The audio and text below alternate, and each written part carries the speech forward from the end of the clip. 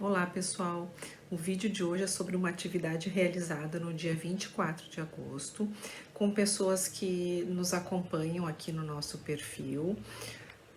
Utilizamos para nesse dia como estímulo um pequeno trecho do livro Conversando com Bill em Nova York e em São Paulo. Foi pensado, né, o tema da cesura para iniciar essa conversa e depois assim fomos expandindo, né, para outros temas. Então foi um debate muito rico, com trocas muito interessantes, e fica o convite aqui para vocês assistirem esse vídeo e nos acompanharem aqui no nosso espaço. Abraço! Então, o material que a gente escolheu é desse livro Conversando com Bill. Tá? Então, são palestras que o Bill deu em Nova York e em São Paulo. As pessoas participavam e faziam perguntas para ele, né, questionamentos, e essa que a gente escolheu, ela aconteceu em 1900, deixa eu ver direitinho a data aqui, 1977, né? Isso, e foi em Nova York, deixa eu só confirmar aqui que eu marquei.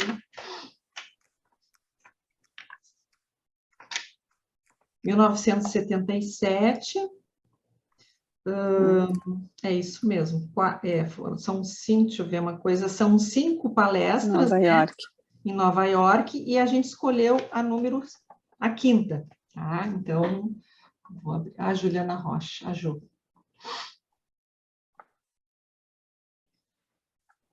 Então, nós vamos começar com o nosso diálogo aqui, e vamos, assim, fazendo essa interlocução com a gente, né, as aproximações que a gente pode ir fazendo. Então, começo eu fazendo o personagem que vai perguntar para o Bill. E eu sou o Bill, tá? Isso é o Bill expansão, gurias, pessoal fala também, né? Então, tá. Vou me aventurar aqui. Então, vamos lá. Como é que você usa o termo cesura? Gostaria de ter uma ideia da área que pode ser delimitada quando você fala o termo cesura. Há poucos instantes eu estava dizendo que penso que posso sentir quando estou em uma cidade que denomino uma capital, e que sinto que Nova York é uma delas. Não me preocupo com o que diz o mapa, ou o que se diz a respeito de qualquer outro lugar. Não é sobre isto que estou falando. Eu não gostaria de tentar dizer o que vem a ser uma capital. Então, quando você me pergunta a respeito da cesura, poderia ser qualquer uma dessas palavras que usamos. Cada um de nós precisa estar consciente desta coisa que é a origem de uma sensação, qual seja, que existe algo em torno. Quando digo que há algo em torno, que denominaria uma capital, não é de bom alvitre sugerir que eu devesse olhar um dicionário ou um guia. Não há guias para o domínio ou área sobre a qual estamos conversando. Então, qual é a capital desta cesura? Qual é a essência dela? Fizeram-me essa questão, mas eu estou tentando te colocar que realmente não posso responder, pois não sei como é que isto deve ser verbalizado. Pode ser que aqui entre nós sejamos capazes de encontrar uma aproximação a isto, algum método de indicar o ponto focal, o foco de uma secção do cone. Só que outra vez isso é apenas um modelo. As pessoas tentaram dar vários nomes, como espírito, alma, superalma, id, ego. Nenhum desses nomes me leva muito longe. Talvez uma referência coloquial, onde seja tão boa quanto qualquer coisa. Sim, para mim, uma frase como esta exprime algo. É frente a isso que estamos o tempo todo. Como é que vai se comunicar essa consciência a outra pessoa? Onde começa esta comunicação? Onde está a sua origem? Onde e como ela se inicia?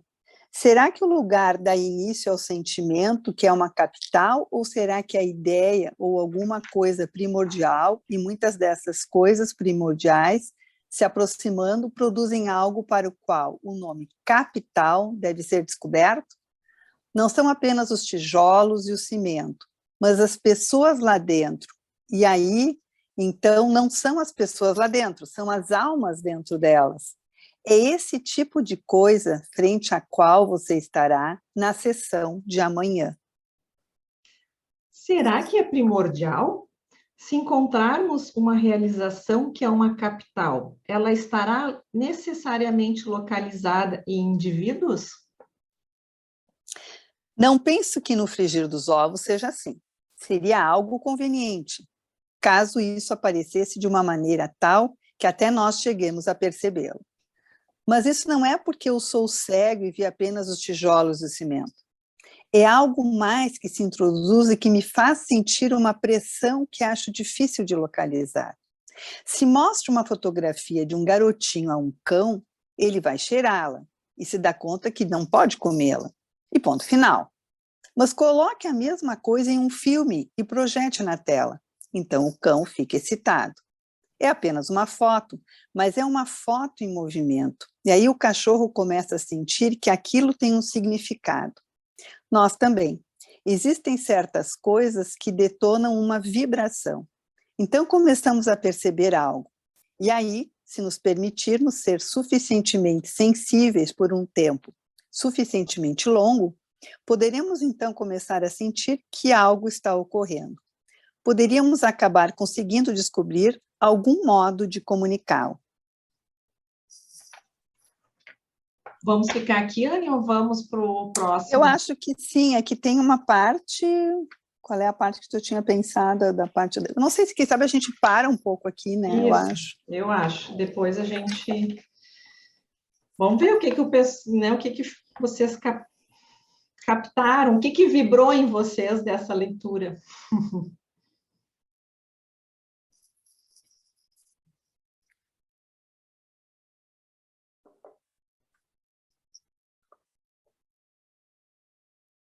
Podem botar no chat se quiserem, assim também.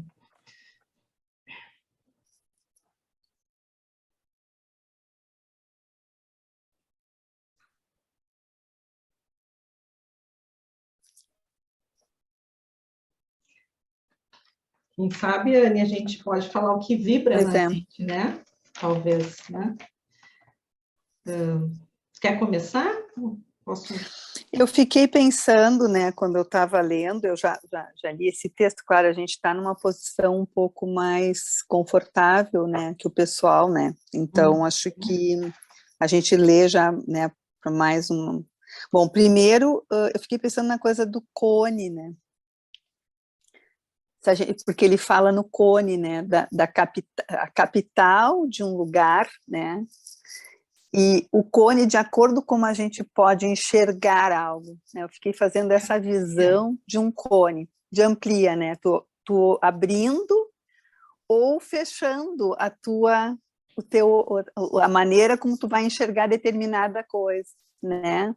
Tu pode enxergar, né? Se é o cone, a partir da ponta do cone, tu abre, né? Tu abre teu espectro de visão, né? Ou tu fecha, dependendo de como é que tu pega o cone, né? Para enxergar. Daí entra assim, né?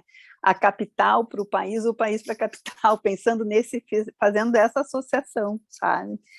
E aí eu fiquei pensando de como é que a gente, né, com a teoria do Bion, ela expande nesse sentido, né, que quando a gente tenta ampliar, né, quando a gente conversa com o paciente, que eu digo conversa, né, a gente, né, sai de uma questão interpretativa, eu acho que toda a interpretação e a psicanálise, que eu vou dizer assim, de um outro século, enfim, ou como foi idealizada, enfim, ela buscava a causa de algo. E aí, daqui a pouco, morreu Neves, eu sempre brinco, né? Morreu Neves, porque daí eu achei a causa de tal negócio, né? Eu tenho um sintoma, tá, é esse. Eu estou reduzindo, mas, né? Eu acho que a gente é muito mais que isso, né? Do que a gente curar um sintoma, da gente buscar a causa de algo, né? A gente precisa fazer com que esse cone fique aberto, né? Que o paciente possa aprender a pensar, né? Então, né, abrindo da capital para fora, né? Pegando isso, né? Então, assim, aí entra, bom, a questão da cesura, porque é interessante, ele não responde o que é a cesura, né? Ele vai tergiversando e depois, naquilo que a gente ia continuar, o interlocutor fica incomodado, né? Porque, tu não respondeu nada. Não dá spoiler. Não, é que eu acho que agora eu fiquei pensando da gente poder, né, conversar sobre essa abertura, né? Mas a cesura, ela acontece a todo momento, né? É isso, né? Ela pode ser pensada como uma ponte, né? Que também liga o antes e o depois, né, Anne? Assim, eu acho que tem algo que permanece ali também.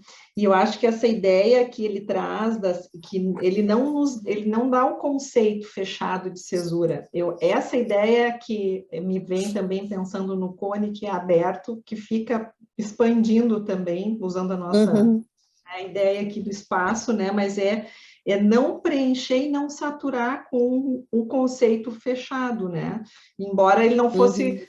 E à medida que a gente vai lendo e vai escutando, vai fazendo um sentido para a gente, a partir do nosso vértice, né? Eu acho que tem essa concepção de aproximação, mas também a partir daquele que está escutando, do vértice daquele que escuta.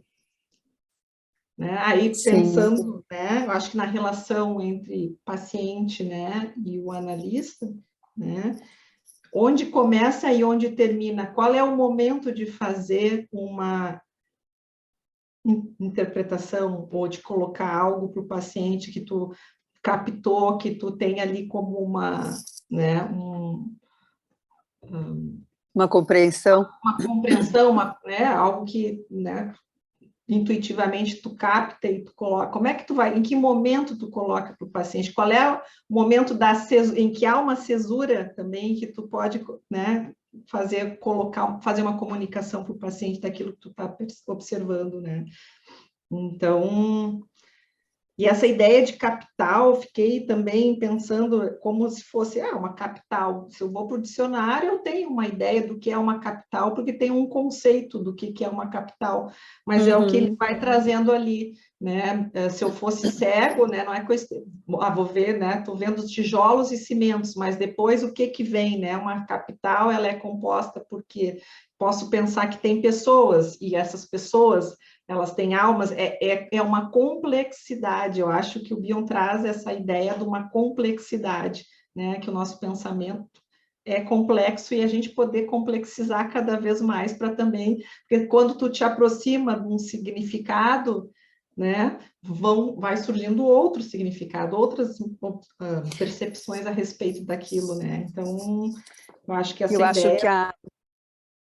Eu acho que a Liege está trazendo também, né, quando tu fala nós estamos falando aqui, gente, vocês têm que nos parar, nós vamos ficar aqui, nós duas batendo papo. Que esse é o Expansão Conversando, vocês estão conhecendo um pouco da nossa dinâmica dos bastidores, vamos dizer assim, né, Anne, que a gente faz bastante isso. Porque assim como a resposta é a desgraça da pergunta, eu acho que aí quando não é que nunca vai se dar respostas, né? Mas eu acho que a gente ajudar, vamos dizer, no nosso trabalho, o paciente chegar na sua resposta, né? Qual é a resposta para ele, que tem um significado para ele, né? E aí o que me fez agora lembrar, quando tu estava falando, é a questão da pré-concepção, né? Que o Bion, ele vai falar e o Schuster, ele trabalha muito isso também, o Arnaldo Schuster, de que tem uma outra ideia de formação do inconsciente, né? Isso que eu associei agora quando tu falou, né? outra ideia de formação do inconsciente, né? Que é a realização, né? Que é a realização positiva ou negativa, e aí a pré-concepção, né? Pré-concepção, realização positiva e negativa, e a formação do inconsciente.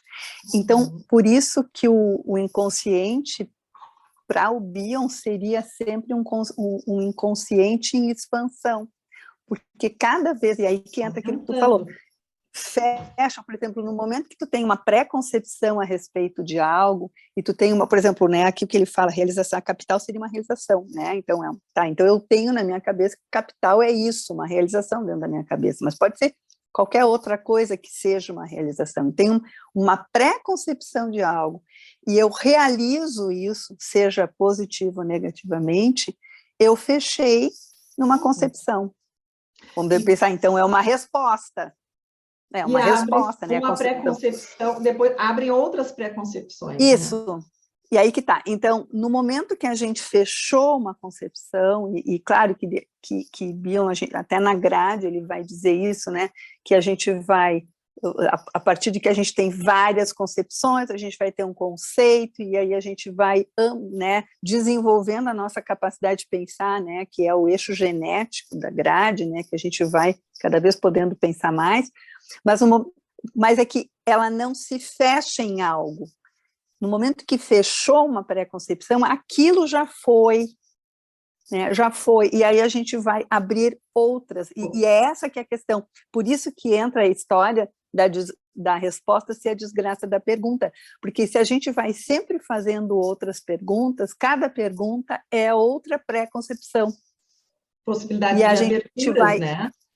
Abrindo, né? Então, por isso que, então, uma pré-concepção, a realização, fechei algo, e de novo eu abro outra pergunta, né? Outro questionamento. Isso para nosso trabalho na clínica é muito importante.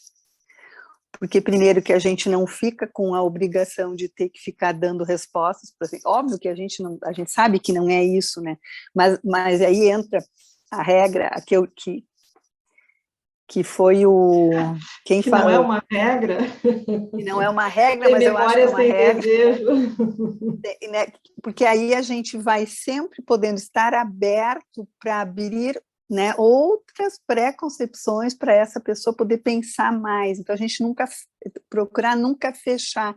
E aí entra o sem memória, sem desejo, sem necessidade de compreensão, que o Elias Malé, não sei se quem daqui estava nos diálogos bionianos, ele falou que não era uma regra, mas a gente pode tomar como como é que a gente falou mesmo, Liege? Como uma... Eu acho que é de Freud, que Freud disse que fazia recomendações, né? Isso. Porque Freud recomendava que você sim. Isso, eu tinha... Ele fala em disciplina, que é uma disciplina, é um treinamento. O analista tem que ficar disciplinado, ele tem que ter como disciplina treinar sem memória, sem desejo, sem necessidade de... Isso, claro, eu acho que é um pouco diferente, talvez, de regra, porque parece que regra tu tem que seguir, né? Então, talvez não combine tanto com a maneira como o Bion pensava, isso, né? A regra sendo fecha. Uma disciplina, a regra parece que fecha, né? Porque o Freud falava da atenção flutuante, né? Como uma regra técnica, né? Então, e que o Bion, ele ampliou, né, a atenção flutuante para o sem memória, sem desejo, sem necessidade de compreensão, e o Leandro fala, né? O Leandro Stitzman fala, né? E sem evidência de sentidos, então é poder estar com a tua mente muito livre, né, para captar essas outras coisas que não estão na palavra, né? E aí entra pelos sentidos, pelo sensorial, né? Então... Isso. E aí entraria também a intuição psicanaliticamente treinada, né? Então, da gente poder usar, né, a intuição, que não é simplesmente ser evidente, né? Não é isso, né? Eu acho que às vezes tem né, pode ser mal interpretado, né? Então, poder ter intuição psicanaliticamente treinada, que a gente é um treino, e daí entra a questão da disciplina mesmo, né, de tu... Vamos ver o Glaudston. Vamos ver. Poderia ser um estado de mente que é a capacidade mental negativa? Sim. Uhum. A capacidade negativa é exatamente... É um fator, né, da faz função, parte. né? Faz parte. Então, né, faz parte disso, né, estar sem memória, sem desejo, suportar aquilo que a gente não sabe, porque eu sempre digo regra, mas então vamos pensar, então a disciplina, né, para mim eu botei na minha cabeça que era uma regra, mas o sem memória, que não é que a gente não vai buscar o passado do paciente, né, Uhum. a questão é, isso não, ou sem desejo, né, tanto que, né, tiveram muitas piadas a respeito disso, né, ou sem compreensão, quer dizer, não é isso, é que a gente vai estar nesse estado, né, da capacidade negativa, é suportar aquilo que a gente não sabe, só que suportar o que a gente não sabe é terrível. É terrível. Porque a gente se ancora na teoria e naquilo que a gente sabe, a gente seguro, tenta, né, preencher. Uhum. Né, aquele objeto que a gente não tem, ou aquele, né, o não sei, como se diz, né, aquilo que tu não tem, né, tu tende a preencher. Isso é do humano, preencher aquilo que está vazio. Né? Então, a gente pode, né, na turbulência emocional da relação com o paciente, a gente pode ficar tentado, isso é muito comum, a preencher. Uhum. E daí seriam dar respostas, né, a ter o meu desejo a respeito do paciente, né, a minha memória, né. Sempre acho assim que a memória, ela faz parte das coisas do que já passou, né, do passado do paciente, e aquilo que aparece. O desejo é o futuro. O desejo é o futuro, a memória é o passado, né? E aquilo que aparece na sessão, aquilo que a gente lembra, aquilo é daquele momento. Né? É o que surgiu naquele... É do encontro. Do vínculo então, daquela experiência emocional, daquele momento, daquela experiência emocional, daquele momento que pode me fazer lembrar a primeira sessão que esse paciente veio. Uhum. Essa memória, ela é a memória que a gente, que é uma memória, vamos pensar assim, né, que brotou daquele campo, daquele encontro, né. Então, não é que a gente não vai usar a memória, senão a gente fica também sem como trabalhar também. Né? Não tem como, não é. Mas naquele momento é um estado, né, Anne? É um estado Isso. que tu tem que buscar alcançar, né? Pessoal, querem então, falar, perguntar, gente? Gente. Ai, que bom, fala. Aqui, que bom. Nesse modelo do cone, né, me veio uma imagem mental de um ponto de partida, de um ponto delimitado, sabe? Quando ele falou em capital, falar em país, aí, né? E eu imaginei assim um mapa e aqueles pontinhos que a gente vê lá, né? Determinando ponto de partida, ponto de chegada. E eu tenho, para mim, que esse sem memória, né, seria um novo start, um novo início, um novo ponto de partida a cada sessão, né? Óbvio que a gente tem que ter uma reserva de informações, né, sobre o paciente, e vamos ter as nossas, né, acerca da gente também, até para a gente poder se discriminar, né? Mas eu acho que esse cone, para mim, ilustra muito bem essa ideia do ponto de partida. E daí você Anne, falou né, do formato do cone, e eu imaginei, assim, sabe aqueles cones da rua mesmo? Eu lembro que quando eu era adolescente, inclusive, tinha um colega meu que tinha roubado um da rua, imagine. E um cone, né, a dimensão dele, né, ele tem a parte côncava e a parte convexa, né, ele não só vai e volta, mas também ele é multidimensional no sentido de que você pode contorná-lo por dentro, por fora, né, eu fiquei com uma sensação de movimento para esse cone também, né? Então, sabe quando a gente vê modelos assim da física, né, de átomos e tal, né, aquela coisa espiral, aquele contorno, né? Então, eu fiquei com essa imagem mental que me dá muita... me faz muito sentido, né, em pensar no atendimento, né, nesse sem memória. Sim, e a cada atendimento é uma cesura, né? É uma Esse cesura. ponto de partida, esse novo ponto de partida é uma cesura. Sempre tem um antes e um depois, né? O início e o fim, o início e o fim da sessão, ou algo que se deu. Hoje um paciente me disse, né, assim, né, que tem uma situação lá que aconteceu e que ele sabe exatamente que foi que aquilo marcou para ele, né? Então tem uma cesura ali, né?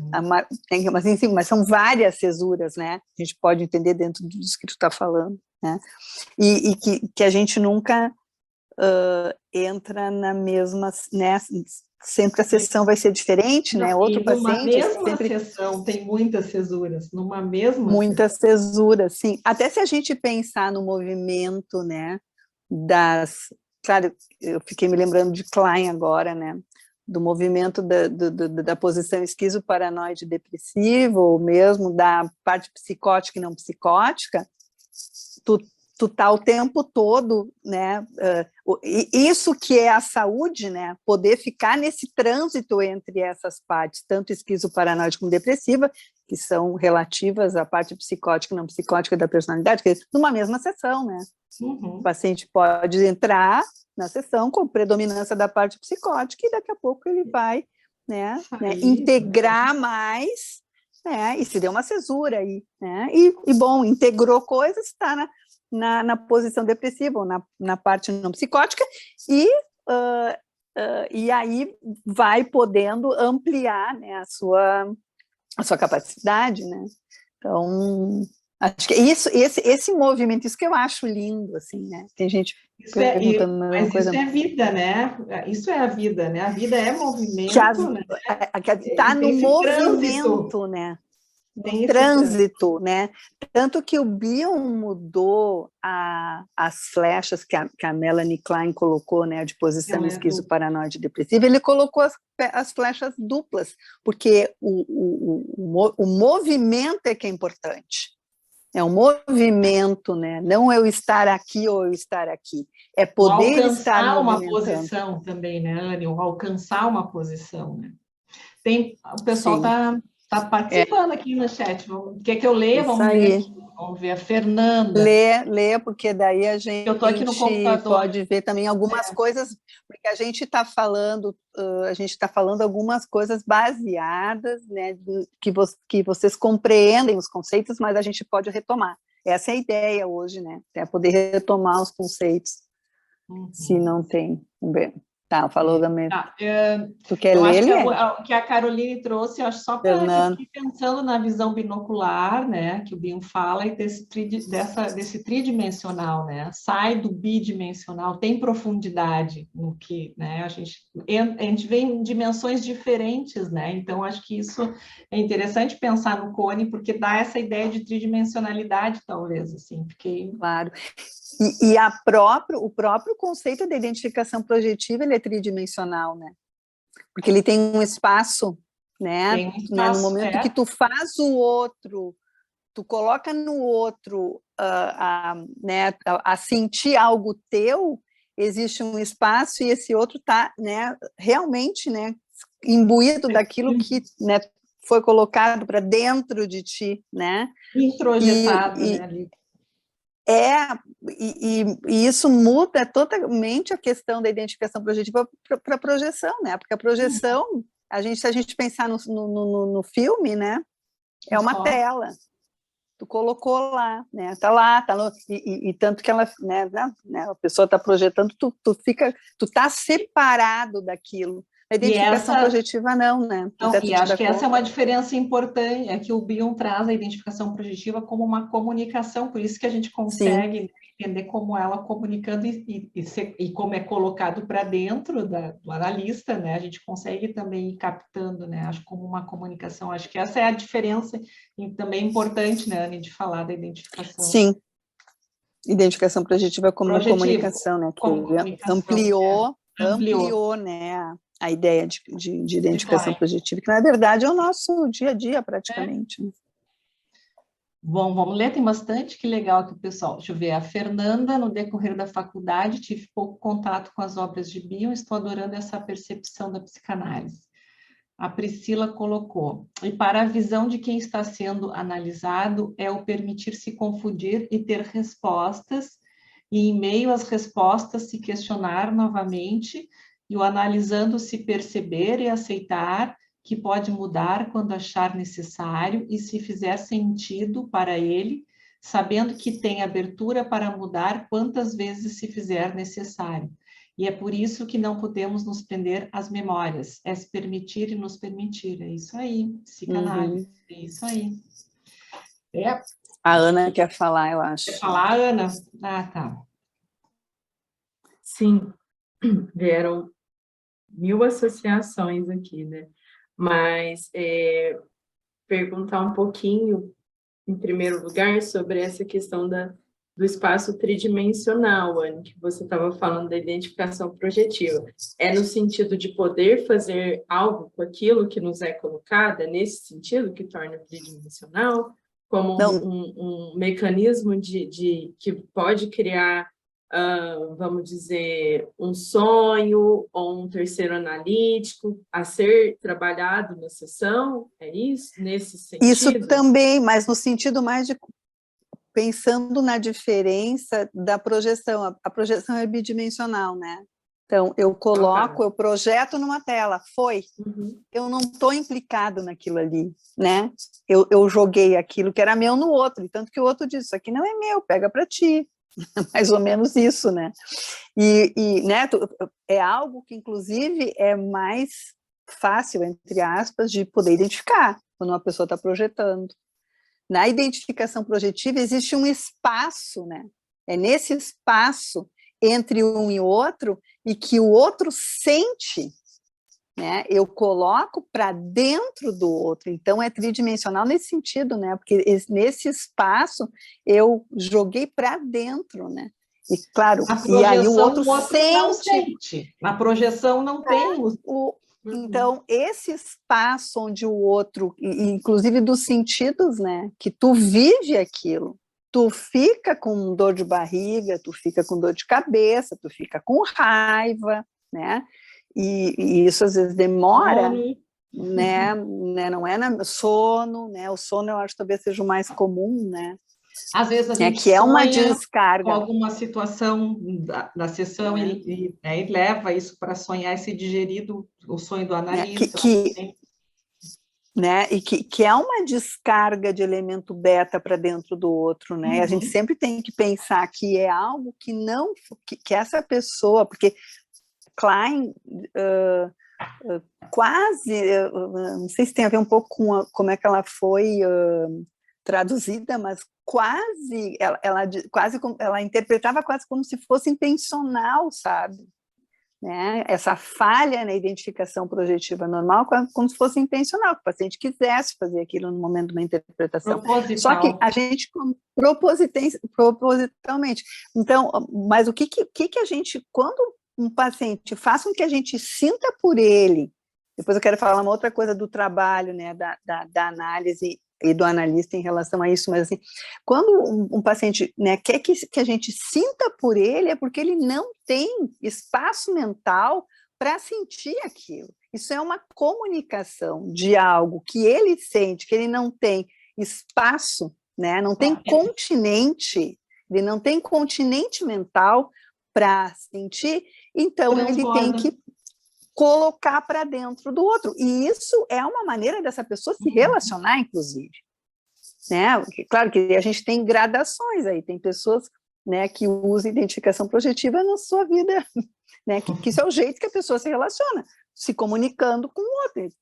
Tanto que tem pessoas que entram numa sala tu já sente um peso, né? Porque isso tem a ver com algo que essa pessoa comunica, né, para o outro. E que o outro capta, né, de acordo com a sua sensibilidade ou não. Claro que a gente sabe que na sessão, né, de análise, da psicoterapia, é um espaço que a toda a gente está teoria do pensar aí, aquilo Anne. ali. Tá toda a teoria do pensar aí, né? Né? Então, quando o Bion, né, traz a identificação projetiva como uma comunicação, ele nos ajuda, né, a estarmos abertos, né, para sermos, vamos dizer, transportadores, né, de algo que aquela pessoa não consegue se transportar. Né? E aí entra a relação continente-conteúdo, né, que eu vou ter que função alfa do analista, função alfa do analista, a função psicanalítica da personalidade, que aí eu vou ter que conter isso, porque isso é um sinal que essa pessoa não consegue, né, não sabe de outro jeito. Então, isso é tridimensional. Entra o campo também, que eu acho que tu trouxeste, Ana, né? Isso é um espaço tridimensional, né, e é uma comunicação no sentido comum, né? Eu preciso ajudar essa pessoa a aprender a pensar a sua experiência emocional, porque ela não tem condições. Então, acho que alfabetizar, né, Anne? Acho que é Gil, né? Pensando emocionalmente. O Zimmermann falava muito nisso, né, da alfabetização, né? E eu acho que, nesse sentido, o Bion nos faz estarmos mais implicados, não sei se eu posso dizer isso, mas assim, dá muito trabalho, né? Porque tu tem que estar o tempo todo pensando e o que tu está sentindo e o que tu está associando, né? Então, eu acho que naquele evento da Reverie, ou da Reverie, né, Marina, com a Marina e em outros eventos que a gente falou, quer dizer assim, né, tu tem que estar sempre atento, né, o que é que tu sentiu, o que tu associou, que imagem tu fez. Então, isso nos dá trabalho. E às vezes, Anne, acho que é interessante, às vezes a gente não dá muita importância para o que está aparecendo, às vezes a gente é atravessado até por algo externo, que não está na sessão. Que não é externo. Que não é externo. Então, aquilo a gente tem que prestar atenção, porque por que eu estou pensando, sei lá, na minha ida ao supermercado enquanto o paciente está me falando algo? Aquilo vai fazer, tem alguma relação com o que está acontecendo na sessão, a gente prestar atenção também ao que vem do que seria externo, né? Eu acho que assim, é um exercício difícil, porque e se tu fica na teoria, se tu fica acho que voltando para essa ideia de como comunicar e o que comunicar para o paciente sem memória, sem desejos, né, Anne? Acho que fico pensando que se a gente está preenchido por uma teoria, tentando buscar o que defesa o paciente está usando, o que ele está me trazendo, isso aqui é um édipo, que está, né, tá aqui, tem algo que está acontecendo aqui que está linkado a alguma teoria, clara. Se a gente vai fazendo essas associações, não fica com a mente livre para poder prestar atenção nessas comunicações, inclusive isso, acho que é a identificação. Não tem como a identificação projetiva vem, não é pelo sensorial, não é pelo que o paciente está falando, né? Então, acho que é uma comunicação muito primitiva. Não é pelos sentidos, né? Não é pelos uma comunicação primitiva, sim. E aí se apega... Fala. Não, aí se apega na teoria, não tem como prestar atenção nas próprias emoções, né? E o que dirá entrar na experiência emocional que está sendo ocasionada, né, naquela sessão, naquele momento, paciente, né? E aí, pegando o gancho, né, tentando juntar aqui as outras associações, essa questão se a gente considera a experiência emocional, é daí que não dá para dizer o que é capital, o que é cesura, o que é isso, o que é aquilo, porque vai depender do que cada um, né, pode viver. E ainda acrescentaria que vai passar também pelo filtro do sonho, né, porque a gente pode viver a mesma experiência no sentido do momento, mas como que aquilo vai reverberar dentro de cada um, através de que lente que a gente está olhando, né, o filtro do sonhar está fazendo naquele momento, né? Então, qual é a capital de cada um, Exato. enfim. Exatamente, é isso aí. Que quando fala, bom, alguém pode ver só os tijolos, né? Bom, fica então é só aquela pá, né? Então é essa visão que essa pessoa tem, mas o que tem lá dentro, né? Isso Então, é uma uma pessoa visão, pode chegar pensar binocular, talvez, sem binocular não, uma visão bidimensional, não tem profundidade. bidimensional. Profundidade Sim, isso, é ir para o profundo, ali. porque tem essa profundidade, né? Porque se a gente fica aí, concreto, me vem a coisa, né? Pensando tijolo e cimento, é matéria, né? Mas o que habita, o que compõe, o que está para além do tijolo e do cimento é o mais profundo, né? Porque ele vai até a alma da pessoa, no exemplo dele ali, né? Então. Sim. E a Ana estava falando, eu me lembrei a mente saturada, né? Porque quando a gente está com a mente preenchida, a gente está com a mente saturada de desejo e compreensão, né? As teorias, elas têm que ser, elas têm que nos ajudar e serem buscadas, né? Para um entendimento do paciente, mas elas não podem estar antes, né? Então, a gente tem que, a história de estar aliado, né? A teoria e a intuição, né? Quer dizer, a história do conceito, né? Ser vazio, a teoria por si só ela é vazia, né? E a intuição, né?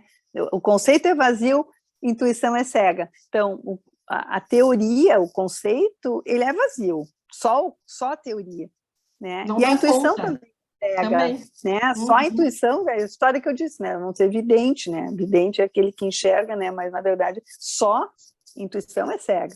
Então essas duas coisas juntos, né? Então essa intuição psicanaliticamente treinada com a base da teoria, ela nos ajuda então a abrir isso sem estar com a mente saturada, né? Dar espaço. Só que todas essas coisas elas assustam porque elas nos deixam muito vulneráveis. E eu acho que é disso que a gente foge quando a gente busca teoria. Solto no espaço, assim, como se tivesse sido jogado, né, no espaço, no universo, assim, né? E eu acho que a ideia eu fico pensando, né, como é um treinamento mesmo, isso não é fácil com a nossa análise, né, com supervisão, estudando, né? Mas acho que o quanto parece simples, mas não é muito complexo. Por isso que eu acho que é um treinamento, né? E não tem como ter memória. E outra coisa que eu acho que ajuda o nosso fazer são as artes, né?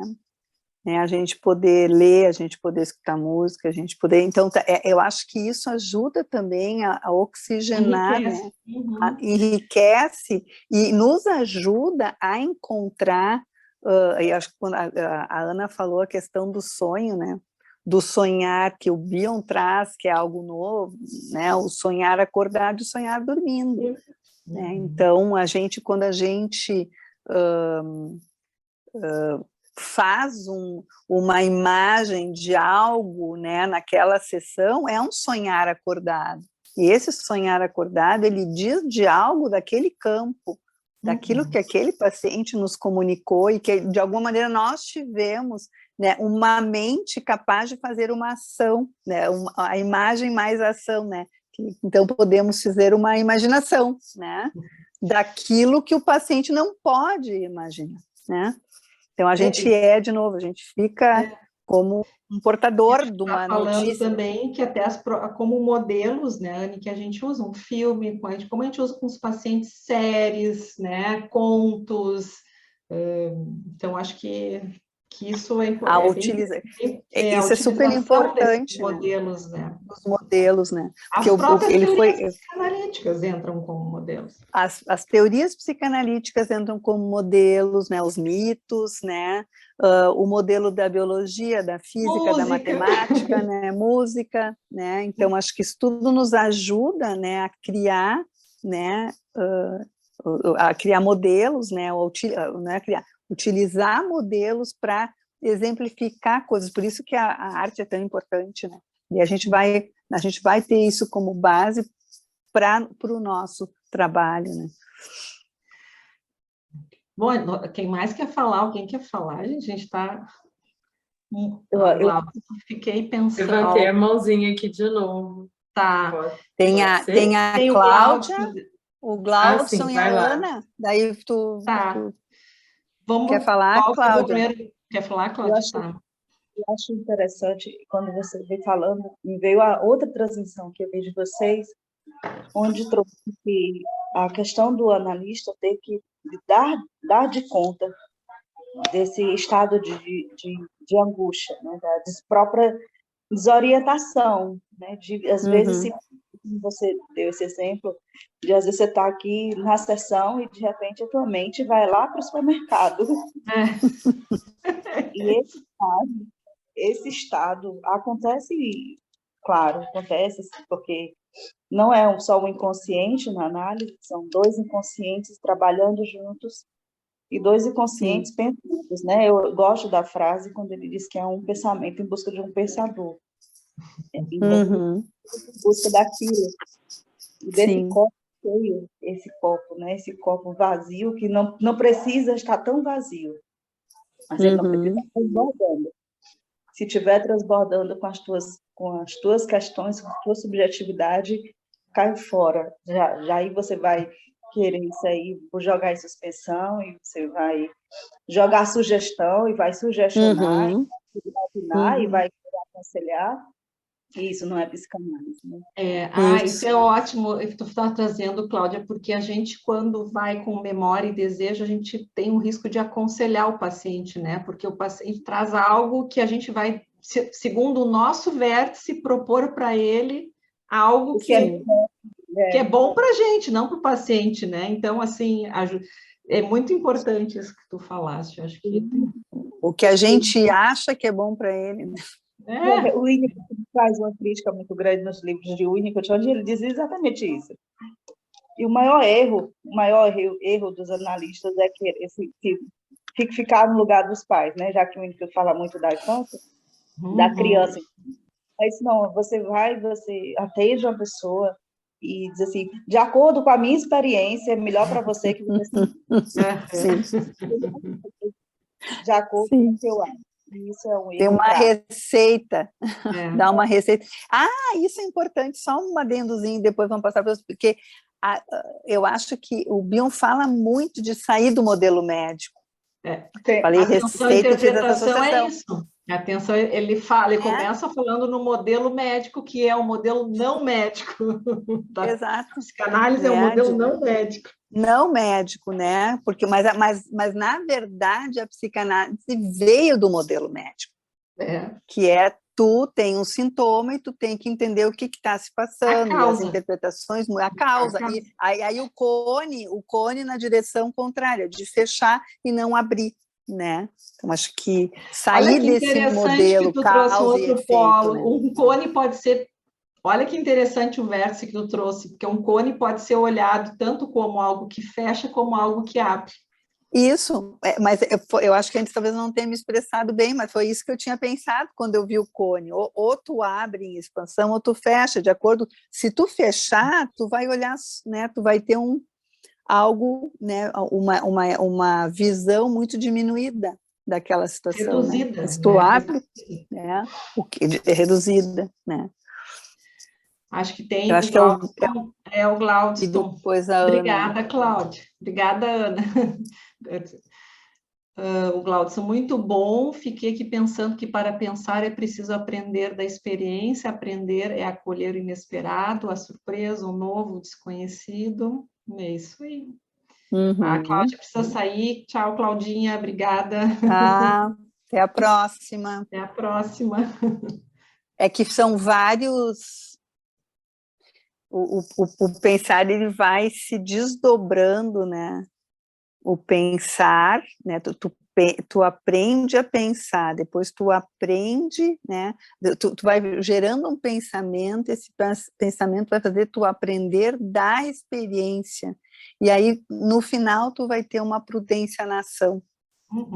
Né? Então, é o pensamento, né? O pensar, né, o aprender dessa experiência, e daí quando tiver prudência na Fazer o ação, uso dessa... tu vai fazer o uso daquilo que tu aprendeu, porque o aprender da experiência não é só, tu aprende da experiência e tu apreende, né, daquela experiência, tu aprende da experiência, tu retira da experiência algo, e isso vai te dar uma prudência, que é o que a Liege falou, né, tu vai prevenir, te prevenir antes. Então, isso aí é o suprassumo, né, do desenvolvimento mental, né, poder ter prudência na ação, né, o que é prudência na ação? É tu não ter que fazer sem pensar, né.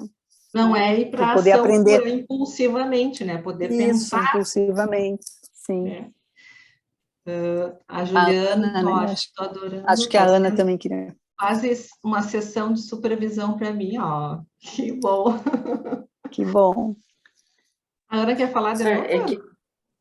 Sim, é porque vocês vão falando algumas coisas, daí vem tantas ideias, aí fala outra coisa, já vem outra ideia, é muita... Aí, às vezes, na hora de falar de novo, eu já perdi da primeira ideia, já estou lá na última, mas acho que vai bem nesse modelo, né, do trânsito, da transformação. Então, mas eu queria comentar alguns pontos, né, que pode ser mais angustiante, mas, ao mesmo tempo, pelo menos eu sinto muito mais liberdade e abre para a gente poder usar da criatividade, que no modelo mais enrijecido não dá. É daquele jeito e pronto, não tem muito espaço para se criar, né? Então, eu gosto muito disso. E quando... Sim, dá mais trabalho, mas é mais criativo, né? Isso. E assim, né, voltando um pouquinho, né, na questão das músicas, das imagens, dos quadros, às vezes é o que surge na sessão para nos traduzir aquilo que está acontecendo, né? Às vezes está ali falando, às vezes tem situações muito difíceis e vem a imagem, né? E o quanto é bom quando a gente consegue aproveitar isso dentro da sessão, né? E outro ponto que eu fiquei pensando foi com relação, né, à diferença da memória para a memória-sonho, né? Que eu acho que, né, a Anne chegou a comentar um pouquinho ali, né, mas que aquilo que volta espontaneamente não entra nessa parte do sem memória, sem desejo, claro, mas sim que aquilo ali tem algo a ver com aquela situação, né, que está se passando, que não vai ser a mesma, que pode, inclusive, abrir, né, para um novo ponto, um novo vértice. É isso. Sim, sim, a memória no sentido de ser uma memória saturada, né? Eu acho que aí ela não serve, né? Então a memória sonho ela vai ilustrar, né? Vai iluminar mais coisas, né? vai iluminar algo que a gente está em busca, né? Então acho que ou aquela memória, algo que vem sem estar previamente. Eu sempre brinco, né, eu sempre brinco com os alunos, né, a coisa da supervisão, né? Quem está começando, que tem uma coisa que o supervisor, só que o supervisor disse aquilo já passou, né? Eu sempre brinco, deixa lá no arquivo e quando vier uma associação, tu baixa do arquivo, né? Porque não tem como tu ir para aquela outra sessão usando aquilo, né, que foi dito na anterior, para dizer, então, às vezes, tem nessa angústia do ter que falar, do ter que dizer, né, alguma coisa para o paciente, pode ficar saturando. Né? Eu acho que essa ideia, né, veio a grade, agora, te falando, é isso, a grade é um instrumento que o Bion é uma ferramenta para a gente usar depois da sessão, mas serve para o analista, não serve mais para aquela sessão do passado, que foi ontem, né, ela serve para um instrumento para o analista ir, né, acho que treinando a intuição também, como uma ferramenta de trabalho, né, então, acho que... Mas a gente tem essa coisa da anotação, tanto é que a gente anota uma sessão tu deixa guardada lá, quando tu não identifica, não põe nome, nada, tu volta, tu nem sabe, tu não lembra como é que foi aquela sessão, tu tem um relato vazio ali, tu tem um, né? Então, Sim. tá, a ausência de emoção, de experiência emocional também, num relato de sessão. E por outro lado, se tu te deixa levar, né, usando o sem memória, né, o paciente senta na tua frente, tu lembrou de E tudo vem. que ele disse. Daqui a pouco vem, Exatamente. né? Mas não que está anotado nesse. Mas quando tu não está buscando aquilo, né? Buscar muito algo faz com que tu não encontre algo. Não procurar faz tu achar, né? Isso já Freud dizia. Quem procura acha, é onde está, né? Não, mas nesse caso... Nesse caso é o contrário, não procurar faz achar. E aí entra o que alguém falou, que eu não me lembro mais quem falou, é a coisa da capacidade negativa, que é tu suportar esse não saber e esse deixar confiar, que eu acho que é o ato de fé. Nós estamos vendo um monte de conceitos aqui, né? Nossa, que é o ato de fé que em algum momento algo vai vir para iluminar. Isso, né? ele fala então, se a gente... na interpretação, exatamente, se tu te abstém de memória e desejo, o que tu faz? Tu tem que ter um ato de fé, se tu não achar que tem algo ali também, não vai. Sim. O que tu está buscando, né? Sim. Então tem que ter um ato de fé. E as coisas... Oi? Não sei da hora, nós estamos 9h30. Pois é verdade. Não sei, tá bom papo, vamos mais uns 5, 10 minutinhos, até eu gostaria de saber de onde que o pessoal sabe, também, talvez deixar mais para o final. A gente tinha separado, vamos ler a outra parte ou não? Que a gente separou, que o pessoal quer eu não saber. sei se nós vamos... Eu não sei se a gente tenha tempo depois para discutir, Liege. Mas o pessoal segue pensando, talvez, né? Deixar em aberto. Tá, onde é que é mesmo? Que é a 147, né? 47, Mas eu não sei se, acho que tá bem assim, pois pessoal, a gente pode ler o que vocês querem, né? E acho que cada um também eu não sei se a gente não vai fechar muito lendo agora. Estou adorando, uma sessão de supervisão, a Juliana também estou adorando. Que bom, que bom. Eu acho que o pessoal também já está indo mais para o... E eu e a Anne, né, para quem não nos conhece, a gente tem essa dinâmica, assim, a gente vai, a partir de uma lança uma ideia, daqui a pouco uma dúvida, a gente vai se complementando e daqui a pouco, né, será que é isso mesmo? Tanto é que esse encontro foi pensado de um jeito completamente diferente, está acontecendo, então, né, acho que foi legal isso, assim, acho que isso é bio, essa ideia, né? Muito bom Recife, o Gladstone. Legal. Eu gostaria de saber. Frederico, a Fernanda. Eu andei dando aula em Frederico. Como é que ficasse sabendo, Fernanda, pelo Bioexpansão mesmo? Que eu acho legal a gente saber das pessoas também. Eu dei aula na URI, Caroline. Não, eu estou pensando aqui que vocês, né, falaram que tinham algumas intenções e essas intenções foram sendo modificadas ao longo, né? Eu lembro de ter entrado nos stories, eu não sou muito de Instagram, mas vi lá a caixinha de pergunta e como eu entro rapidinho, eu não consegui elaborar nada na hora. E daí hoje, ainda assim também, né, a coisa foi se construindo de forma aleatória, surpreendente, exatamente como numa sessão, né? Falou do ato de fé, né? Eu tenho um modelo mental assim de que a gente entra numa caverna, né, escura, né, e o nosso aparelho, né, sensorial de pensar, intuitivo, né, como se fôssemos morceguinhos assim, né, e que a gente tem as paredes da caverna, né? E ainda na minha imaginação elas são móveis, né? Essas memórias móveis, né? Vai e dá anteparo, né? Para o eco, né? Que a gente escuta, né? E que a gente precisa estar atento, né? Dá trabalho, né? Mas é muito mais visceral, né? Muito mais orgânico, muito mais genuíno. Isso. Obrigada Bio pelo foi libertador. encontro. Para mim, Bio foi libertador. Para a clínica Para foi... mim assim, também. Eu nunca, aliás, eu vi que alguém comentou ali que na faculdade não teve contato com Bion. Eu sou formada há 15 anos, eu sou de Curitiba, e eu trabalhei 10 anos na área de saúde mental, mas nunca com um consultório.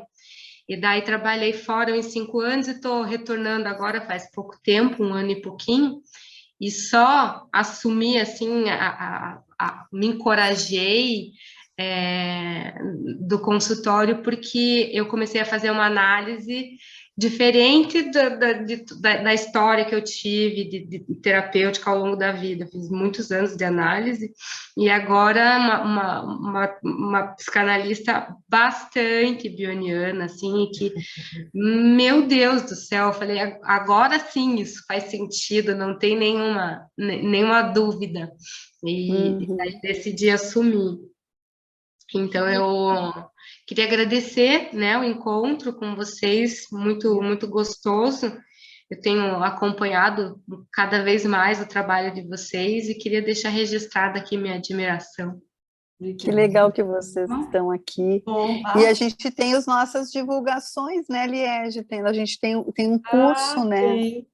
Tem um curso, dia 28, a gente vai estar com... Deixa eu falar, então, antes da gente... Dia 28 de setembro, a gente tem a Adriana Nagali, que a gente vai fazer um encontro com ela. Dia 5 de outubro, a gente tem o Paim, o Inácio Paim. Inácio Paim. Que é um, assim, Freud, é uma das pessoas... A gente vai fazer a gente pediu... eu acho que é do mundo, que ele sabe muito... A gente pediu para ele falar sobre os dois funcionamentos os dois princípios do funcionamento mental, e nós vamos tentar fazer com a parte psicótica e não psicótica, sabe? Uma discussão, né? Então, o Paim é uma sumidade em Freud, então não, é imperdível, né? E da Adriana também, que eu acho que é um trabalho dela também, né? Transformações e alucinose, que ela vai... Isso. A gente vai ter um exemplo clínico também, vai ser bem legal, assim, a gente vai... Isso. E tem o curso da Anne, além dos nossos grupos, né, pessoal, que a gente tem. Tem os mas grupos a Anne que a vai gente dar um curso, né, que dia a Anne vir em outubro, 26... 25, 26 e 28, terça, quarta e sexta, das 8h30 às 10h, que então vão ser os conceitos básicos, né, pensamento, parte psicótica e não psicótica, pensamento, conhecimento e transformações. Assim, tipo um start, assim, né? Quem não tem muito, né, conhecimento, contato, que quiser, ou quem também tem e quiser vir, pode vir também para ajudar a gente a discutir. Mas seria assim, é um curso mesmo para as pessoas terem, né, uma compreensão, startar, porque às vezes tem muitos... Eu sempre acho que os conceitos eles ficam muito repetidos, ficam saturados, enfim, da gente poder ter uma visão, assim, né, dos conceitos. É muito interessante que eu e a Anne, a gente dividiu, né, no primeiro semestre eu fiz um curso também de conceitos, e ela está fazendo outro agora, e cada uma tem um jeito, mas a gente é muito parecido em algumas coisas, mas a gente tem essa... né, acho que essa dinâmica, assim, acho que vai ser legal o pessoal experimentar também, né? Isso. Bom, vamos ler aqui o que o pessoal... Deixa eu ver aqui. A Fernanda de Frederico. Obrigada, Fernanda. A Priscila, eu adorei conhecer a Priscila. Conhecer você, eu sou da capital de São Paulo. Bacana, Priscila. A Jaqueline Dantas, estou amando. Muito legal, quero conhecer mais. Sou de Londrina. Olha só. A Ana, adorei o formato do evento. Tá. Muito bom. E tenha vontade aqui para falar. Inclusive, aqui pode. Que bom, Ana. A Patrícia também, gratidão, sempre muito bom, há muitos aprendizados, boa noite, obrigada. Muito bom, acho que nessa, a gente ter essas trocas, eu acho que sempre nos enriquece, a gente tem essas experiências, né? Cada vez mais, né, Anne? A gente é uma cachaça, como se diz, né? A gente vai embriagado aqui com essa, né? Sim. Com esses encontros, com essas trocas. o que nós vamos fazer? Eu não sei o que o pessoal quer, eu não sei, vamos... Eu acho que a gente já está na hora, o pessoal também está cansado, né? Enfim, eu acho que vamos nos encaminhando para o final. Eu acho que a gente fez um vistaço assim de um monte de conceitos, né? E continue nos acompanhando, né? Quem quiser também saber mais, tem os grupos, né? Porque tem uma feira de coisas, né? De produtos. Uma feira de produtos. A Gláucia, excelente, sempre muito rico esses encontros. Sou de Orlândia, interior de São Paulo, próximo a Ribeirão Preto. Que legal, muito legal isso que eu acho muito bom. Foz do Iguaçu, Moro em Foz do Iguaçu, sou psicóloga e fui professora da UniOeste aqui nos últimos 20 anos. Tenho gostado muito de estar com vocês. Que bom, obrigada. Que legal, muito legal. A gente sente muito... né, aquece o coração, né, Anny? Porque a gente há 1 ano e meio pensou nesse espaço e está assim expandido, a gente fica, né, muito, muito feliz mesmo. Tá bem, gente. Então vai ficar para um próximo, né? Quem sabe, né? Parte 2. Eu acho que a gente pode fazer uma vez por semestre, fazemos um batendo papo, um conversando com expansão. Então tá, pessoal, muito obrigada, né? Uma boa noite para vocês, né? Beijão para todo mundo. Beijo. Boa noite. Coisa boa, beijo. Boa noite, bom descanso para vocês. Bom descanso. Boa noite, obrigada. Boa noite. Obrigada pela participação. Boa noite. Obrigado. Boa noite. Obrigada, boa noite.